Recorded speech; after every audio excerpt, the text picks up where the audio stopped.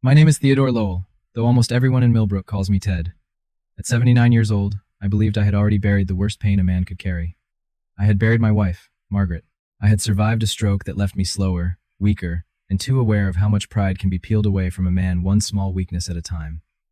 I had learned to wake up in a quiet house, drink coffee alone, and live with the kind of silence that settles after 40 years of marriage ends with one empty side of the bed. Then, one Tuesday morning in March, I walked into my bank to withdraw $400 for my heart medicine and a physical therapy deposit. And the teller looked up from her screen, leaned across the counter, and whispered four words that changed the rest of my life.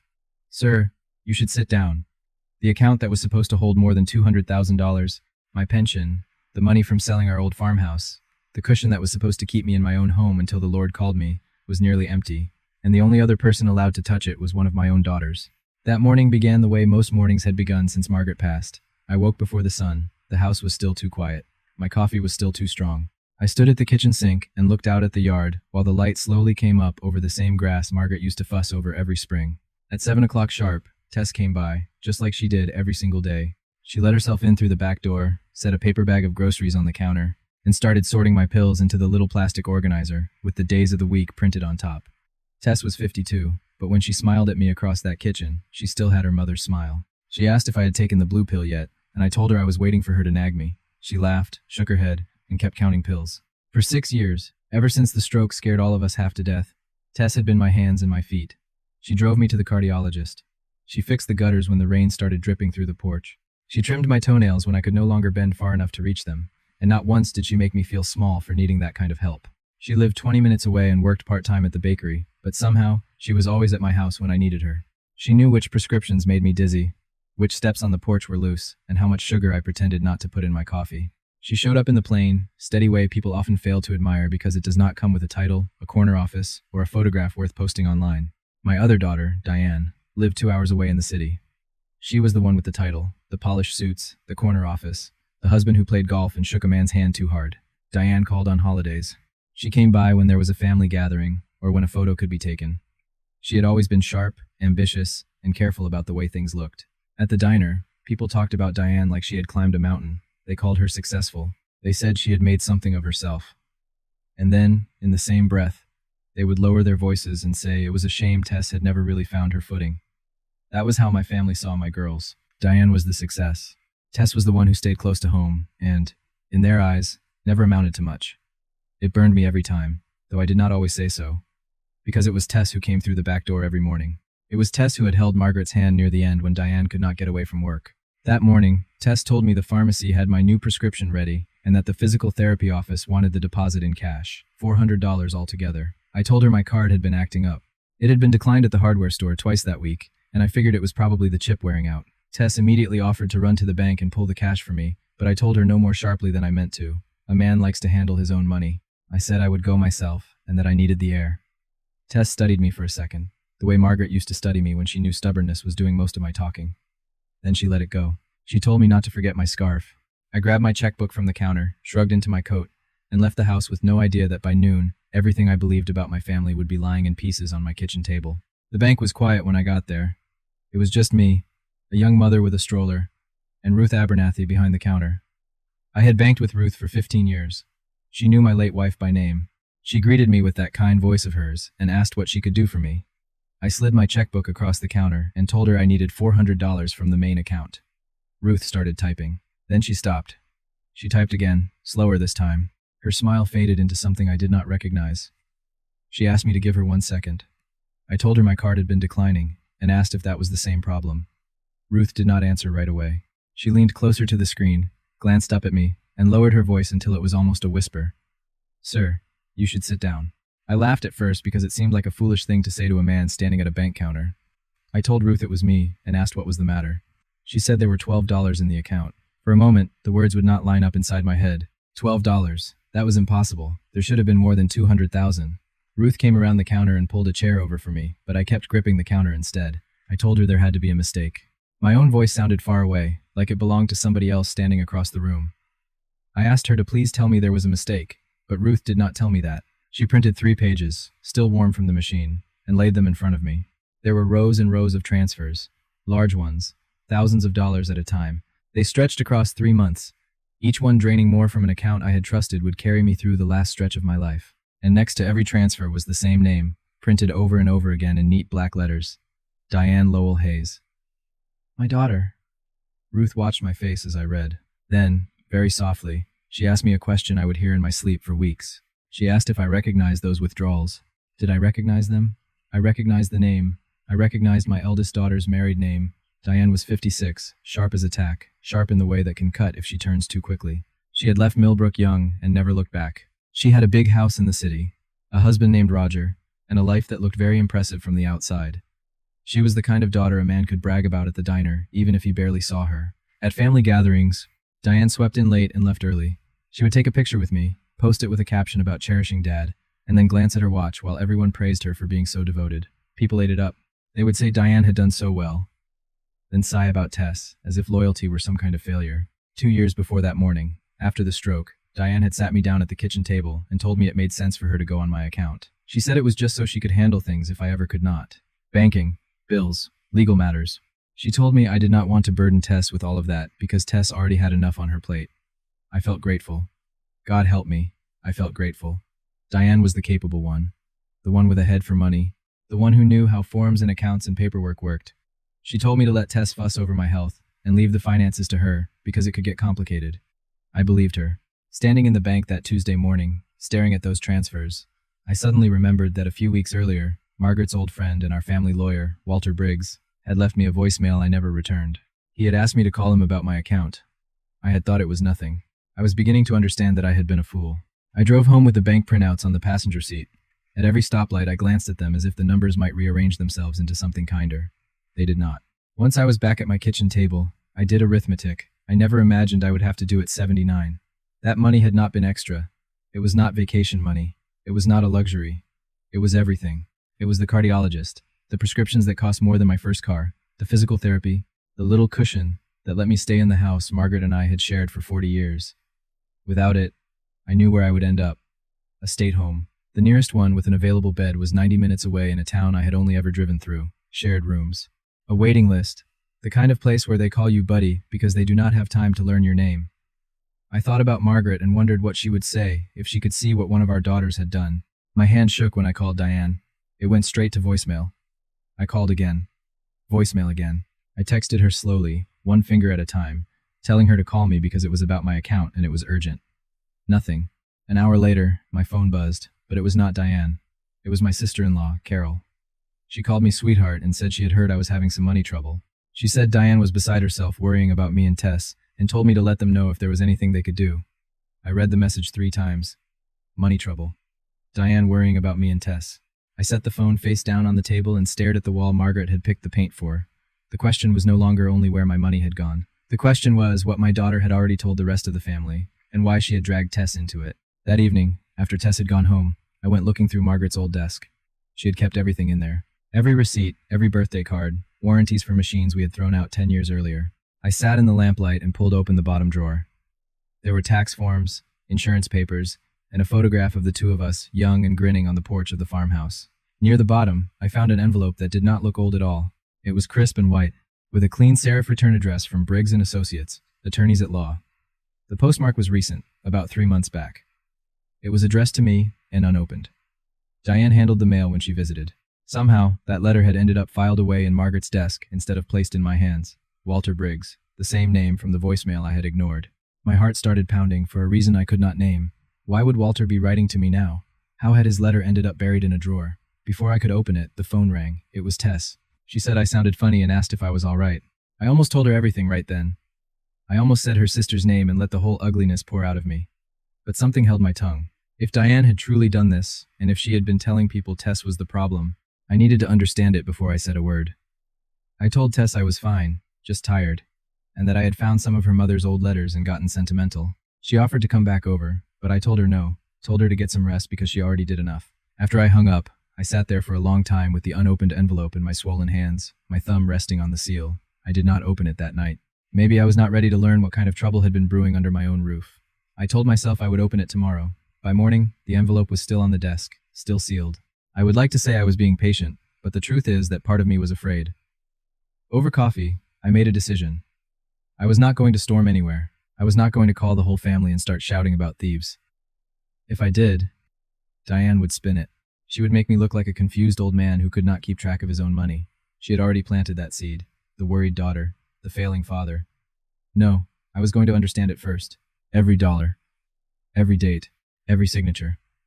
I spread the bank printouts across my kitchen table and read them properly, slowly, with my reading glasses. I did not understand half of the language. Authorized transfer, account holder, joint owner. Those were words from a world I had left to Diane like a fool. But I knew two people who would understand them. Ruth at the bank and Walter Briggs. There was one more thing, and it shamed me to think it. Diane had spent weeks making this look like Tess. But Tess was not even on that account. Tess had never asked me for a dime. Tess was the one who had told me more than once that I should keep an eye on the money side just to be safe. I had waved her off. I had told her Diane had it handled. Sitting alone in my kitchen, I said out loud that I did not want a war with my own daughter. I just wanted the truth. I meant it too. I thought the worst part was losing the money, sitting there with cold coffee and a stack of papers that did not add up. I had no way of knowing I was wrong. The worst part had not even started. Ruth met me at the bank during her break. She took me into a small side room with a round table and spread the statements between us. Tess had driven me there and was waiting in the lobby, but I was not ready to show her everything yet. Ruth told me she was not supposed to give advice, but she could explain what was on the page. I asked her to please do that. She pointed to a line at the top I had glossed right over, joint owner, Diane Lowell Hayes. When Diane went on the account 2 years earlier, Ruth explained, she had not gone on as a helper. She had gone on as a full joint owner, the same as me. I frowned and told Ruth it was my money, my pension, my farmhouse sale. Ruth's voice turned careful. She told me that, legally, the source of the money did not matter once Diane became a joint owner. The law said that money was hers as much as mine. She could withdraw any amount, any time, without my permission. The room felt smaller. I asked Ruth if that meant that, on paper, Diane had not stolen anything. Ruth hesitated, then said that on paper, Diane had withdrawn money from an account she legally co-owned. I sat with that. A man saves his whole life, and his own child empties the account, and the law shrugs. I repeated the words slowly. She had not stolen a thing. On paper, Ruth agreed. On paper. I looked down at the rows of transfers and noticed the pattern more clearly. 2,000 here, 5,000 there, 15,000, 22, 18, 30. She had not grabbed everything at once. She had bled it out slowly, the way a person would if she hoped an old man would not notice. I told Ruth that Diane had said she was going on the account to handle paperwork. Ruth said nothing. She just looked at me, and I understood. The paperwork had never been the point. But paper, I was learning, does not always tell the whole story, and I was about to find out how much Margaret had kept off the page. I felt the change in town before I understood it. It happened at the diner on Main Street, where I had eaten breakfast most mornings for 30 years. Hal Foster, an old friend, caught my eye from his booth, then suddenly got very interested in his eggs. The waitress, a girl I had known since she wore pigtails, set down my coffee without a word. In a town the size of Millbrook, you can feel a story moving through it like a draft under a door. Carol finally said it out loud that afternoon. She called with sugar in her voice, and concern wrapped around every word. She said she had to ask about my account, about the money being gone. My stomach turned. I asked what Diane had told her. Carol said Diane had told the family that the money was mostly gone, and then she paused. It was the kind of pause people take when they are enjoying themselves too much to admit it. Then she said Diane had told them Tess had been taking it from me. Diane had supposedly found out and was heartbroken. She had not wanted to say anything, but the family deserved the truth. For a moment, I could not breathe. Diane had not only taken my money, she had built a story around it and handed the role of thief to her own sister, to Tess, the one who had never taken a penny, the one who came through my back door every single day. I told Carol to listen to me, and I was proud of how steady I sounded. Tess had not touched my money. Tess was not even on the account. Diane was. There was silence on the other end. Then Carol spoke gently, like she was humoring a confused old man. She said, "Of course I would defend Tess. I always had." That was the moment I understood that the truth on its own would not be enough. I was going to have to prove it, and I was going to have to clear my Tess's name in front of every soul in that town. Diane finally called me back that night. 3 days of silence, then her name appeared on my screen at 9 o'clock. Her voice was warm and smooth, the voice she used with clients. She said she heard I had been working myself up. I kept my own voice level and told her the account was empty. My account. Diane sighed like she was performing concern for my benefit. She said she knew it was a mess, and that the bank had been a nightmare. Then she told me I did not need to be digging into all of it, because it was complicated and not good for my heart. I told her I was not digging. I was reading the statements. There was a pause, and the warmth in her voice cooled a few degrees. She repeated the word statements. Then she told me her name was on every transfer because she was a joint owner. There was steel under the syrup now. She said she had every right to manage that money, and that I did not understand how any of it worked because I never had. My mother, she reminded me, had always handled money. I asked her to help me understand where $200,000 had gone. She did not answer that. Instead, her voice dropped low and almost kind, which was worse than shouting. She told me I needed to be careful. She said that if I started making accusations at my age, with my memory, people would wonder whether I was still all there, Tess included. She said I did not want people thinking I could not manage, because I knew what came next. There it was, not a daughter. A threat wearing my daughter's voice. And the thing she was threatening me with was the home. The 90-minute drive. The shared room. I told her I was not making anything up and that I was just reading the statements. She told me to get some sleep and said we would talk when I was thinking clearly. Then the line went dead. I stood in the dark kitchen, with the phone still warm in my hand, and felt something settle inside me, cold and certain. I had crossed a line I could not uncross. The only way out now was forward. Briggs & Associates turned out to be 2 rooms above the hardware store, with a coffee maker older than my truck. Walter Briggs was a thin man near my own age, with reading glasses pushed up on his forehead and a handshake gentler than I expected. He greeted me by name and said he had been trying to reach me for months. I apologized and told him I had not received his letter until that week. Then I told him why. I told him about the drawer, the mail Diane handled, and the empty account. Walter listened without interrupting, his fingers laced together. When I finished, he sat quietly for a moment. Then he told me he could not reveal everything my late wife had discussed with him because privilege survived her. I stopped cold. My wife, Margaret. I asked what Margaret had to do with any of this.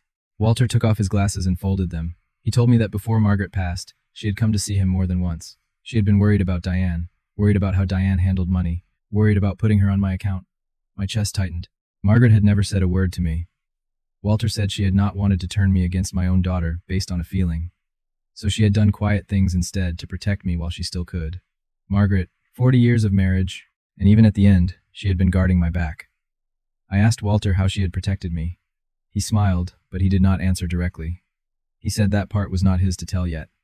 I asked whose it was. He said it was hers. Then he stood, signaling the meeting was over for the moment. He told me Margaret had left instructions for when this day came, and that the day had come. He asked for a few days to put everything together. I left with more questions than answers, but for the first time in a week, I felt something other than dread. My Margaret had seen this coming. From the grave, she was still looking after me. Knowing Margaret had left a plan, and being able to use that plan were 2 different things. I went back to the bank and asked them to freeze the account. The manager was polite and immovable. He told me it was a joint account and that either owner could access it. I could not lock my daughter out without a court order. Court order. The word sat in my mouth like a stone. I tried the family next. I called my nephew Raymond, a level-headed man, and asked him to sit with me and look at the statements. He hemmed and hawed and said he did not want to get in the middle. Diane had told him I had been confused lately, that the whole thing was upsetting me, and that Tess was making it worse. I told Raymond I had the papers right in front of me, and that Diane's name was on every line. He said he was sure there was an explanation. There always was. And just like that, another door closed. Meanwhile, the bills did not stop. The cardiologist's office called about a balance. The pharmacy needed the new prescription paid. I covered what I could from the little I had in checking, watching my numbers shrink, doing the grim math of how long an old man could hold out. 2 months, maybe 3. Worst of all, I could see it landing on Tess. People were cool to her at the bakery. One afternoon, she came by with red eyes and asked me quietly if Diane had told people she had taken my money. I could not lie to her. When I told her the truth, she did not get angry. She simply took my hand and said we would clear it up together. That steadied me more than anything. I was not fighting alone, but I still had no proof strong enough to move the family, and the family had already made up its mind. The phone call that changed everything came from Roger, Diane's husband. In 30 years, Roger had never once called me on his own. He was all firm handshakes and golf stories, the kind of man who corrected grammar at Thanksgiving. So, when his name lit up my screen, I almost did not answer. His voice was tight. He told me I needed to stop whatever I was doing because I was putting Diane through hell. I almost laughed. I asked him if I was the one putting her through hell when she had emptied her own father's account. Roger said Diane was under enormous pressure and that I had no idea what that year had been like. I asked what kind of pressure. He caught himself, but a beat too late. He mentioned the business, his investments, and setbacks that followed a man home and sat at his dinner table. I asked what setbacks. There was a long silence. When he spoke again, his voice had cracked at the edges. He said they were behind on the house by months, and that the bank had sent the real letter. He said Diane could not stand the thought of anyone finding out, not the country club, not her colleagues. She had said it was temporary, a loan, and she would put it all back before I ever noticed. He stopped himself, but it was too late. The picture snapped into focus. Diane was not a greedy woman helping herself for sport. She was drowning.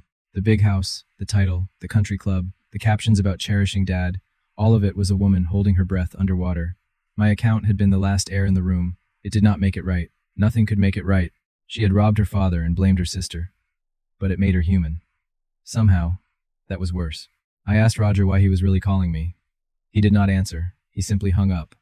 I sat there, knowing my daughter was not only a villain in the story, she was a desperate woman. That made her so much more dangerous. 2 days later, the invitations went out. Diane was throwing me a party for my 80th birthday at the Birchwood, the nicest restaurant in town, the place people booked for weddings and anniversaries. She had invited everyone. Aunts, uncles, cousins, old friends from church, half of Main Street. I found out the way. I found out everything now. Secondhand. Carol mentioned it on the phone, assuming I already knew. She said it was lovely that Diane was sparing no expense for her daddy. Such a devoted girl. A devoted girl throwing a lavish party with money she could not account for, in front of every person whose opinion mattered in town. I understood exactly what it was. A stage. A chance for Diane to stand in front of everyone as the generous daughter, the reliable one, and cement the story she had been selling. If Tess was mentioned at all, Tess would be the sad sister who could not be trusted around her father's money. That night Diane called, smooth as ever. She said that, about the party, she thought it would be best if Tess did not come. Tess had been so worked up, and Diane did not want a scene on my big day. I told her it was my birthday, and Tess would be at my side. Diane begged me not to make things harder. She said people were already worried about my judgment. There it was again. My judgment.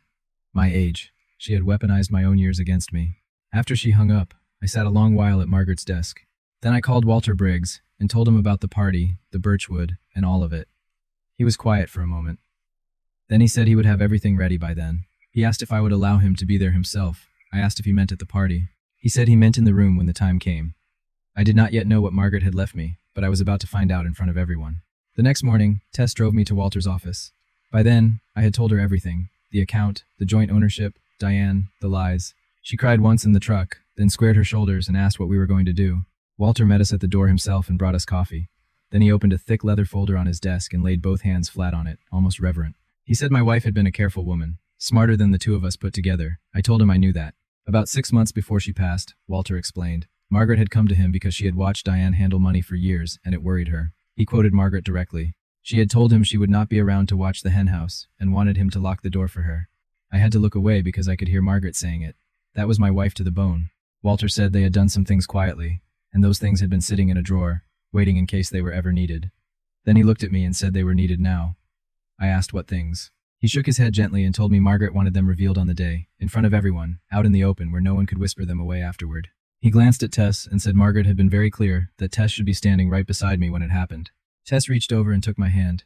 I told Walter I was not going to that party to fight my own daughter. I was going to clear Tess's name and stop being treated like a confused old fool who could not mind his own house. Walter nodded. He told me to bring my daughter, the good one, and let my wife do the rest. The Birchwood glowed that evening. White tablecloths, soft jazz. A banner that read, Happy 80th, Ted in gold letters. Diane had spared nothing. Around 30 people filled the private room. Every aunt, every cousin, faces from church and Main Street, all dressed up and smiling. I came in with Tess on my arm. The conversation did not stop exactly, but it stumbled. I felt the ripple move across the room. The soft hiss of whispers behind cupped hands. Heads turned toward Tess. Eyes slid away from her. Diane saw us from across the room and crossed the floor fast, her smile bright and her eyes hard. She kissed my cheek and told me I looked wonderful. Then, low enough that only I could hear, she reminded me that she had asked me to leave Tess at home. I told her Tess was my daughter, just as Diane was, and I had brought her. Diane straightened, scanning the room and recalculating. Then the smile returned, wide and public. She announced that everyone had made it, and said family was everything. People raised their glasses. The jazz kept playing. Diane moved through the room like a woman on a campaign, shaking hands, laughing, refilling drinks, being the devoted daughter hosting the perfect night. Tess settled me at the head table and sat beside me, close enough that I could feel her strength and her fear at the same time. Carol gave Tess a thin, pitying smile from across the room. Hal Foster would not look at either of us. In the back corner, almost hidden, Walter sat alone in a gray suit with the leather folder on his lap. He caught my eye and gave me the smallest nod. Tess murmured for me to stay steady and wait for it. Then Diane tapped a fork against her glass and called for everyone's attention. She stepped to the front of the room with a champagne flute raised high. The room went quiet, and I felt the whole night tilt toward whatever was coming. Diane thanked everyone for coming and said 80 years was something to celebrate. She said my father had given this family everything. There were warm murmurs, and someone said, here, here. Then she said, family meant responsibility. It meant caring for parents when they could not care for themselves, especially their finances, when their judgment was not what it used to be. She let that hang in the air. Her eyes touched me for a second, soft and sad, the loving daughter worried about her failing father. Diane lowered her voice into something grave and said it had not been easy lately. Some people knew there had been concerns about my accounts, about someone close to me who had not acted in my best interest. She paused deliberately. She said she had tried to handle it quietly to protect the family, but she thought it was time everyone was honest about who had been taking advantage of me.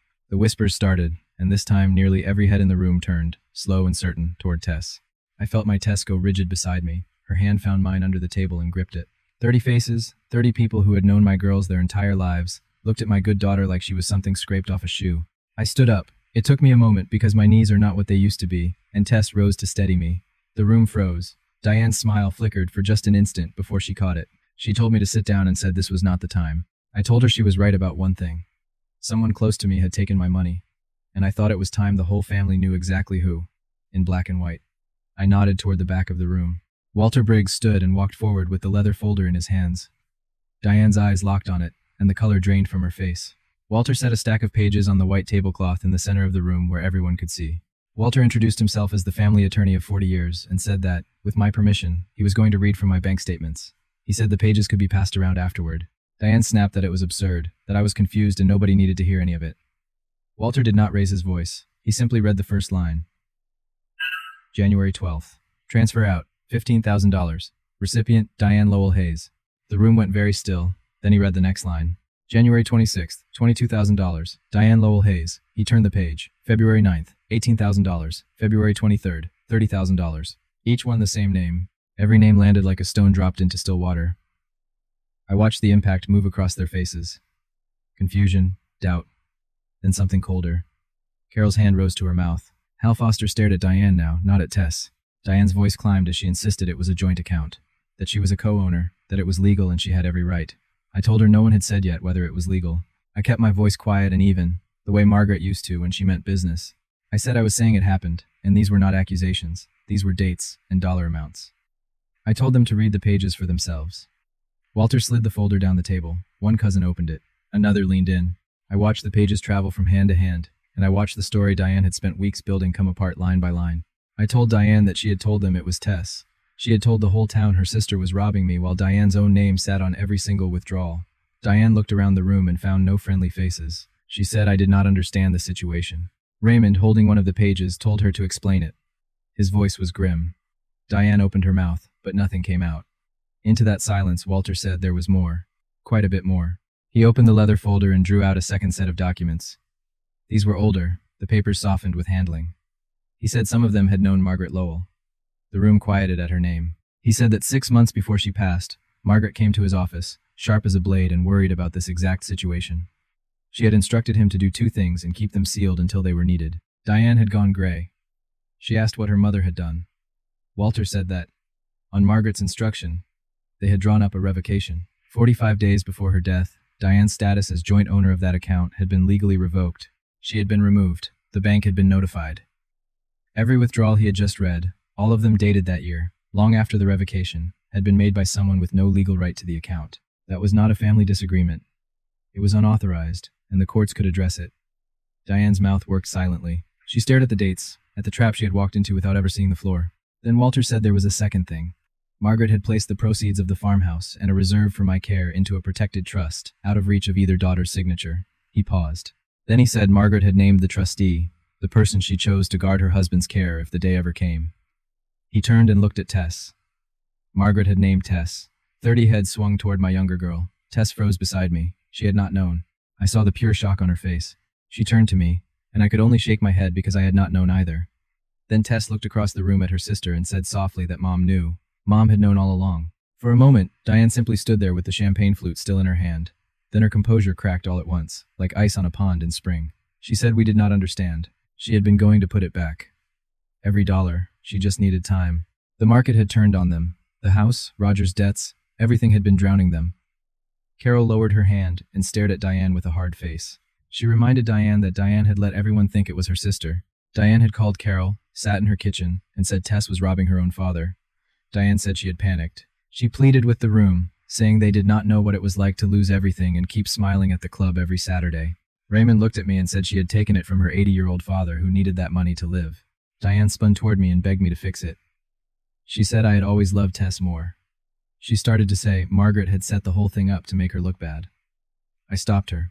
My voice came out louder than it had in years, and the room went still. I told Diane her mother had set nothing up. Margaret had protected me from her, and she had been right to do it. At the back of the room, Roger had come in late and now stood frozen by the door, his face the color of ash. He did not say a word in Diane's defense. He just looked at the floor. I could have let my daughter drown right there. Part of me wanted to. God forgive me. Part of me wanted to. But Margaret's voice was in my head, and that was not the man she had married. I told Diane she was still my daughter. I told her I would not send her to prison if there was another road, but she would pay back every cent through Walter, on paper, and she would never touch my money or her sister's name again. The party was over. Everyone knew it. The jazz still played its cheerful tune through the wall, absurd now, like music at the wrong funeral. Diane set down her glass with a trembling hand. She looked around the room one last time, searching for an ally, and found none. Then she walked out. Roger followed a few steps behind her, and the door of the birchwood swung shut. No one spoke. Then I did something I had needed to do for years. I gripped the edge of the table, steadied myself on Tess's shoulder, and stood as tall as my old back would let me, so the whole room had to look at me. I told them I wanted to say something about my daughter, Tess. The room held its breath. I said that for 6 years, Tess had driven me to every appointment. She had cut my pills, fixed my roof, and sat with me so I would not be alone in that house at night. My voice wavered, then held. I said she had done all of that while the rest of them called her the one who never amounted to anything. I looked around slowly and deliberately, then I told them the truth. Tess had amounted to everything. They just had not been looking. Tess was crying. So was I. I will not pretend otherwise. Carol was crying too. Raymond came over and put a heavy hand on Tess's shoulder. He said they owed her an apology. Every one of them. One by one, the faces that had turned away from her at the diner turned back. Not with pity this time, but with shame and respect. I sat back down, worn out and lighter than I had felt in months, and took Tess's hand. I told her that her mother had known what she had in her, and now they did, too. Walter moved fast in the days after the party. He filed an emergency motion, and within the week, a judge froze what remained of any account Diane could still reach. The protected trust was already locked tight. That was Margaret's doing, and it held. Whatever Diane still had, the law now had its hand on her shoulder. Tess and I sat in Walter's office while he laid out the options on his old wooden desk. He told me I could press criminal charges. The withdrawals after the revocation had been unauthorized, and a prosecutor would have a real case. I sat with that for a long moment. Then I shook my head. Diane was still my child. Margaret would never forgive me if I put our daughter in a cell. I wanted the money back. I wanted Diane out of my accounts. That was all. Walter built a different road. A structured repayment agreement, signed and binding, in exchange for not pursuing charges. Diane, facing the possibility of prison, signed every page. It was not all there. A good deal of the money was simply gone, swallowed by debt and bad investments. But between the trust Margaret had protected and the assets Diane was forced to liquidate, the numbers came out where they needed to. Diane sold the second car, the jewelry, and a vacation condo they had been underwater on for a year. In the end, she repaid around $120,000 on a schedule Walter would enforce. Combined with the trust Margaret had locked away before she died, it was enough. Enough for the medication. Enough for the cardiologist. Enough for physical therapy. Enough for the aide who comes twice a week now. Enough for me to stay exactly where I belong, in my own bed, in the house Margaret and I built. That 90-minute drive to the state home never happened. Diane and Roger lost the house anyway. The repayment took whatever the bank had not already claimed. In a town the size of Millbrook, news travels faster than any billboard. The story of what happened at the Birchwood was everywhere within a week. The colleagues Diane had been so afraid of finding out, found out. The country club she had robbed her own father to keep up appearances at quietly let her membership lapse. I will not pretend I did not grieve it. She was still my daughter. I had taught her to ride a bike in the farmhouse driveway. I had walked her down the aisle. About a month after the party, a letter came in the mail. Her handwriting was shaky on the envelope. Inside was a single page. She did not ask for anything. She simply said she was sorry and that she understood if I never wanted to see her again. I read it twice. Then I set it in Margaret's desk drawer with the old receipts and the photograph from the porch. I have not answered it yet. Some wounds a man has to sit with before he knows what to say. But I kept the letter. That counts for something. One gray afternoon, there was a knock at the door, and Roger stood on my porch. No firm handshake, no golf story, just a tired man holding his hat in both hands. Before I could speak, he told me he had left Diane. He said that after everything came out, he realized he should have stopped her a long time ago and had not. He swallowed hard and said he had come to apologize to me and Tess. He said he had known and helped her hide it. I looked at him for a long moment. Then I stepped back and held the door open. I told him the coffee was on and Tess was in the kitchen, and if he wanted to say it, he could say it to her himself. The hardest part was not only Diane, it was everyone else. The same relatives who had looked through Tess at the diner now could not do enough for her. Carol started calling every few days. Cousins who had not spoken to either of us in years sent cards. Hal Foster stopped me outside church, gripped my hand, and said how sorry he was, how he should have known better. I will be honest. There was a part of me, the proud, stubborn part, that wanted to be cold to them. They had believed Diane over my Tess in a heartbeat. They had tried my good girl and convicted her on a phone call. But cold does not warm an old man's house, and it was not who Margaret had raised me to be. So when Carol came by with a pie and a long, teary apology, I let her say it. I made her coffee. Then I gently told her the truth. I was glad she saw it differently now, but I wished she had asked me first, or asked Tess before deciding Tess was a thief. Carol started to defend herself, then stopped. She said I was right, and that she was ashamed. I told her I knew, and I meant it. We were all right, but the family was done treating Tess like the one to blame. She had earned better from all of us. That was the line I drew with every one of them. Not anger, just a fence set politely but firmly in the ground. Some understood.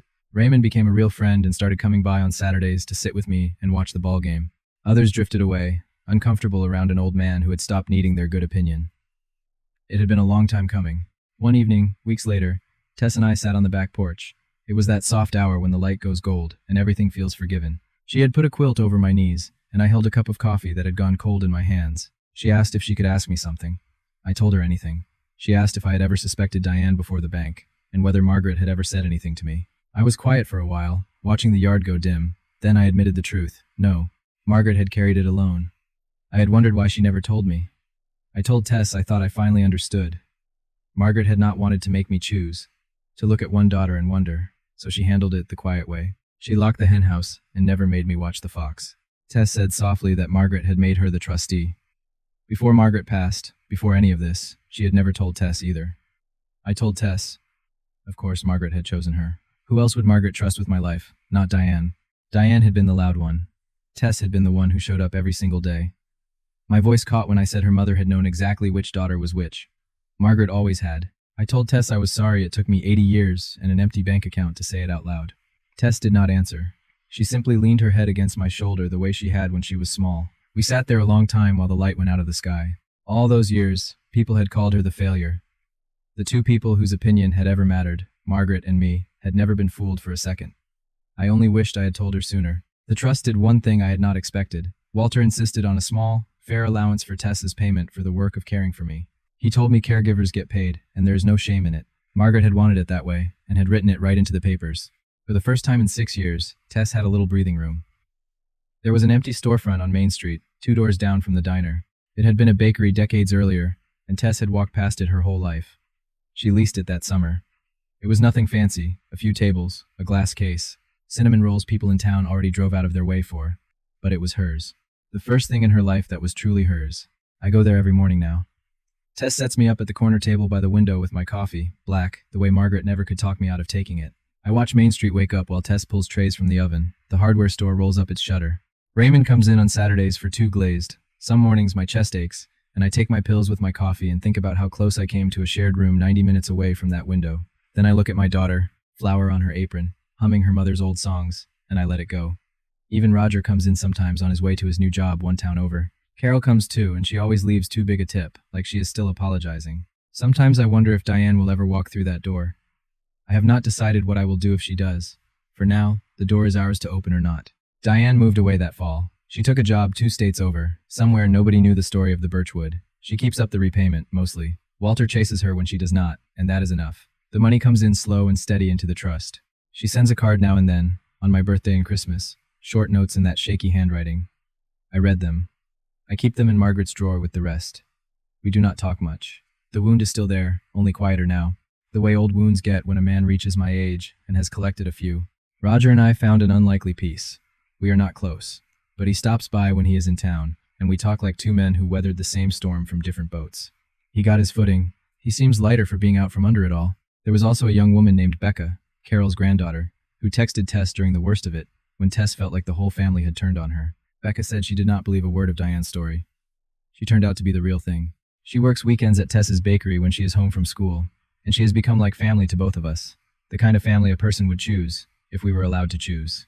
The relatives who came back mostly came back for good. The ones who could not handle the new version of us, an old man and his daughter who had stopped needing their approval, kept their distance. I stopped losing sleep over that a while ago. It is a smaller circle now, but it is a true one. Every soul left in it is somebody who would believe my Tess in the dark without a stack of papers to prove it. That, I have learned, is worth more than a room full of people raising their glasses. People who know the story sometimes ask if I ever wanted revenge. They ask if watching Diane fall apart in that room felt good. The honest answer is no, not the way they mean. I could have ruined her. Walter said the criminal case was solid. I could have sent her to prison, taken everything, and made sure the whole world knew exactly what she had done. There were nights, early on, when an angry old man wanted exactly that. But somewhere along the way, I figured something out. If I had done it for spite, if I had lied or schemed or torn her down just to feel the satisfaction of it, then I would have become a little bit like her. I would have lost the one thing this mess never managed to take from me, the man Margaret married. I did not win because I was louder, crueler, or cleverer. An old man is none of those things anymore. I won because the truth was on my side, because my wife was smarter than all of us, and because I had a daughter who never stopped showing up. If another father were sitting across from me at Tess's bakery, I would tell him not to wait. I spent years letting this family call my Tess the failure, and I let it stand because speaking up felt like stirring the pot. That silence cost her more than money ever could. Real love is not letting your family walk all over you and calling it loyalty. You can love your child and still refuse to let that child rob you. You can forgive a person and still lock the door behind them. It took me 80 years to learn that. I hope it does not take you as long. This morning, the light came through the bakery window the same way it came through my kitchen that Tuesday in March. Gold and slow and ordinary. The kind of light a man does not notice until everything has changed. Tess pulled the first tray of cinnamon rolls from the oven. The whole shop filled with the same smell that used to come from Margaret's kitchen on Sunday mornings. I sat in my corner by the window with a quilt over my knees and both hands wrapped around my coffee. Tess set a warm roll on a plate and carried it over to me. She called me Dad, and I looked up at my daughter, 52 years old, flower on her apron, wearing her mother's smile. I thanked her and made sure to say her name. I say it a lot now. I spent too many years letting other people say her name like an apology. Tess sat down across from me. Outside, Main Street was waking up. Raymond would be in around 9 for his 2 glazed. I told Tess she had done good. All of it. I told her that her mother would be proud and that I was proud. She had to look out the window for a second. Then she squeezed my hand. A long time ago, a bank teller looked up at me and told me to sit down, like the floor was about to fall out from under my life. And it was. Everything I thought I knew about my family came apart in that little room. I am glad I sat down. I truly am. Because when I finally stood back up, past the lies, past the whispers, past my own foolish pride, I knew for the first time in 80 years exactly which of my children had been my home all along. And I will never let Tess forget that I know it. The child who does the quiet work is rarely the one who gets the applause. But that child is often the one who matters most. I learned it late, but I learned it. I learned that proof can clear a name, but love has to speak before the world gets a chance to bury someone good under a lie. I learned that a daughter can be close enough to save your life and still be invisible to everyone who only respects noise. I learned that a wife can keep protecting her husband even after death, not by shouting, not by punishing, but by preparing the truth so carefully that no lie can survive it. And I learned that home is not always the house, the account, the town, or the family name.